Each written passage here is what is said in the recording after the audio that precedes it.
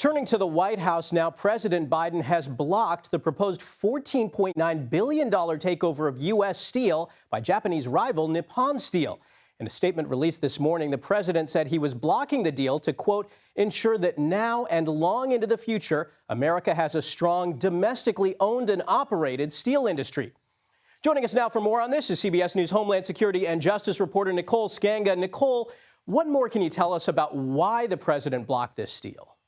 Yeah, Michael, good to be with you. A $14.9 billion with a B, a dollar takeover of U.S. Steel by Nippon Steel. A decision that comes after weeks and months of speculation here. This is an iconic American company whose sale to a foreign buyer the president has at least subtly signaled that he is opposed to now for weeks. But the decision coming today, I want to read to you part of that statement that we just showed to viewers. The president saying, a strong domestically owned and operated steel industry represents an essential national security priority, and it's critical for resilient supply chains. He goes on to say that he's taking action to block the deal because, of course, his solemn responsibility as president is to ensure that now and long into the future, America has a strong domestically owned and operated steel industry, but just exercising an enormous amount of executive power here. The timing is also notable, as of course the president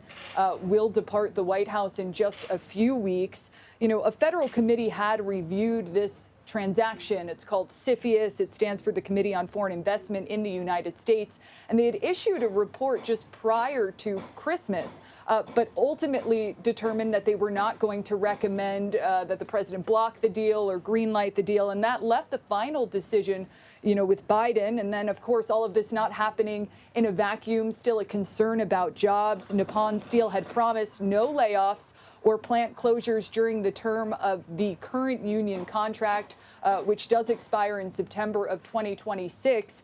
Still, you know, there were concerns about the company shifting jobs from the United States, shifting them from union facilities to non-union facilities, and USW, the steelworkers union, had ultimately come out against the deal. There were other unions that were in support of it, but most notably, you know, that union, which claims over 1 million members, supported President Biden during the 2020 elections. So that's notable here as well, Michael. Nicole, let's talk big picture. What repercussions could this decision have between Japan and the U.S.?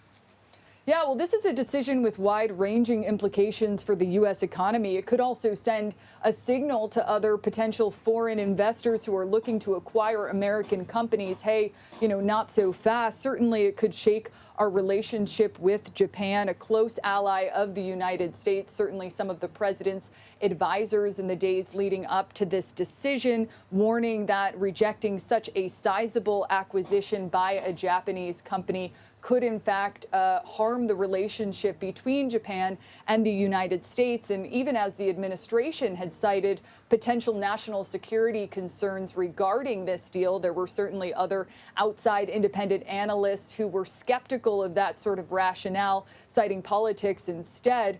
Even back in April of this year, the Japanese prime minister came out in support of this deal, arguing that it would only increase, steel production capacity and increase jobs here in the United States, growing more jobs. We could see in the coming weeks, Michael, litigation by both U.S. Steel and Nippon Steel. But it's back to the drawing board for U.S. Steel in terms of if it wants to continue shopping for buyers here or act as a standalone company. But this is a company that has not too many financial resources in terms of putting those back into its steelmaking furnaces in Pennsylvania and in Gary, Indiana, and they've made that clear. All right, Nicole Sganga, thanks for breaking that down for us.